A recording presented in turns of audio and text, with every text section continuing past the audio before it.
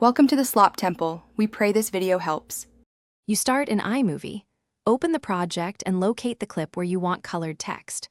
Once done, pause and plan the timing. You need the exact start and end points.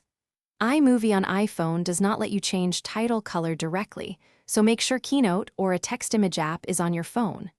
Next, prepare a slide or artboard size to match your video and add the text in the color and font you want. We'll export that as a transparent PNG to import back into Imovie. Now you create the colored text asset. In Keynote, add a blank slide, type your text, pick the exact color and font and center it. Make the slide background transparent or hide it. Transparency preserves clean overlays. Then export the slide as a PNG with transparency enabled and save it to photos or files. This step gives you a crisp, colored text image that preserves anti-aliased edges and allows sizing. Make multiple PNGs. If you need different colors or styles, back in Imovie, position the playhead where the text should appear and tap plus to import the PNG from photos or files.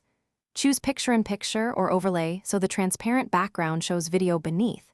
Then scale and drag to place it precisely.